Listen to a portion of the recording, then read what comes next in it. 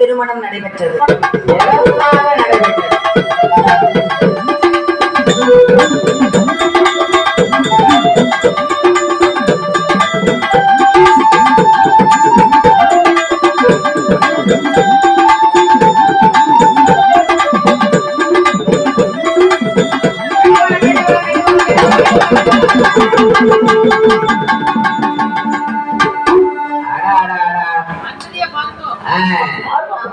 தெரியுதா? கண்ணுக்கு தெரியுதா? தெரியுது. நல்லா தெரியுது. அப்படியே நோக்க தெரியுதா? தெரியுது. அண்ணனுக்கு தெரியும். நல்லா தெரியுது. நம்பிக்கை தெரியலையா? அம்மி மிதிச்சு அறுதடி பார்க்கணும். ஆமா. நல்லா தெரியுதோ? தெரியுது. என்ன தெரியுது? தெரியுது. அப்பவே பொய் சொல்ல ஆரம்பிச்சுட்டா. ஆமா. கல்யாணம் முடிஞ்சவனு பொய் சொல்லிதான் வாழணும்னு அன்னைக்கு சொல்லி கொடுத்துட்டா. சொல்லி கொடுத்துட்டா. அன்னைக்கு தெரியுதுன்னா தெரியுதுன்னு சொல்லணும். சொல்லணும். தெரியாதா? தெரியுது சொல்லக்கூடாது. ஆமா.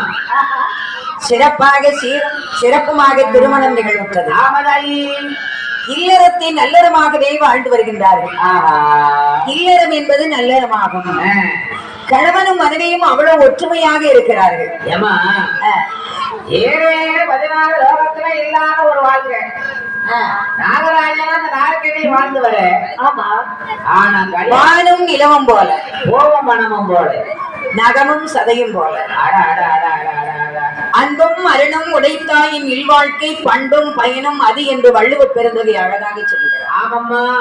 அவ்வளவு ஒற்றுமையாகவே இல்லறத்தை நல்லறமாக வாழ்ந்து வருகின்றார்கள். கல்யாணம் ஆகி முதல் வருஷத்துல ஒரு புள்ள கிடைக்கணும். இல்லையே 2வது வருஷத்துலயாவது கிடைக்கணும். 2வது வருஷத்துலயும் கிடைக்கலையா? சரி, 1வது வருஷத்துல முக்கி முடங்கியாவது பெறணும். முக்கி முடங்கியாவது ஏன்னா ஊரார் பேச்சுக்கும் வீட்டார் ஏச்சுக்கும் ஆளாக வேண்டியது இருக்கும். ஆமையா? ஆமா. எப்படிப்பட்ட உலகங்கள்லாம் நம்ம வாழ்ந்துகிட்டு இருக்கோம். ஆமையா? அடுத்த வீட்டு போன நீ பேசணும்னா நமக்கு ரொம்ப ஆனந்தம். ரொம்ப ஆனந்தம். இன்னைக்கு சின்ன திரையை திறந்து பார்த்துட்டா மாமியார மருமக எப்படி விரிக்கிறது, மருமகளை மாமியார் எப்படி விஷத்தை வச்சு கொள்றது, என்னென்ன விதவிதமா சொல்லி கொடுக்குறாங்க. அதெல்லாம் பார்த்துக்கிட்டு வீட்டுக்கு நடக்கிறது கூட குஸ்திதாம நடக்குது. அங்கே என்ன நடக்குது? அதனால கல்யாணமாகி 12 வருட காலம் ஆகியும் புத்திர பாக்கியம் இல்லை. இல்லை இல்லை இல்லை இல்லை இல்லை. கணவரை பார்த்து புலம்புறா. சுவாமி, 12 வருட காலம் எனக்கு தாலி கட்டினவரே, அதான் புருஷனை பார்த்து புலம்புறா. ஒரு பிரயோஜனமும் இல்லையே, ஒரு புறமூச்சிக்கிறேன் இல்லையே, நான் எங்க போவேன்?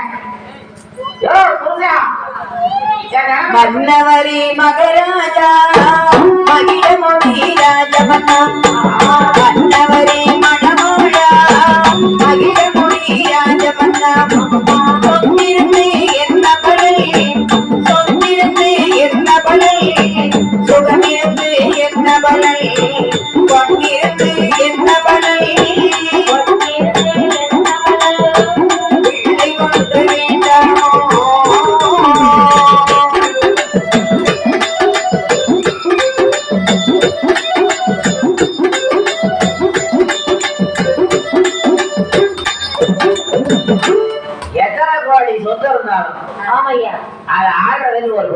ஒரு குழந்தை வேண்டும் அல்லவா?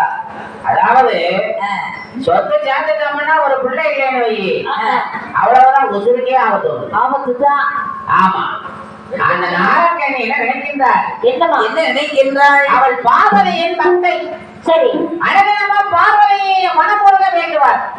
என்னை பெற்றவளை என் தாயே, 14 லோகத்தின் நாயகியே, என் கவலை உனக்கு தெரியவில்லையா? என் கண்ணீரை நீ காணவில்லையா? எனக்கு என்றுமாய் உன்னுடைய கனிவான பார்வை கிடைக்கும் தாயே. அப்பா கடற்கன் பாரம்மா, என் தாயே, என்னை பெற்றவளே, என் மனமுருக வேண்டும். ஒரு வெள்ளிக்கிழமை நடு சாம வேலை கைலாயத்தில் அமர்ந்திருந்த பார்வதியார் சரி என்ன செய்கிறார் தெரியுமா? என்ன நினைக்கின்றார்? ஆண்டவனாகிய சிவனை பார்த்து வாங்கி ஒரு கும்பிடு போட்டு காலில் விழுந்தார். ஏ பகவானே, சுவாமி, என் பக்தர் எவ்வளவு கவலைப்படுதா, நீராவது கொஞ்சம் கர்ணம் வரக்கூடாதா? நான் போய் என் பக்தனி போய் நான் அருள் செய்ய போறேன். போயிட்டு வந்துருவேன். என் இடைவாணியை சொன்னேன். அந்த நாகக்கண்ணியை காண்பதற்காக எப்படி வருகின்றாள் தெரியுமா? அந்த நாகலோகத்திற்கு எப்படி வாராளம்மா? எப்படி வருகின்றாள் தெரியுமா? எப்படி சிவப்பு நல்ல பட்டு அடுப்பி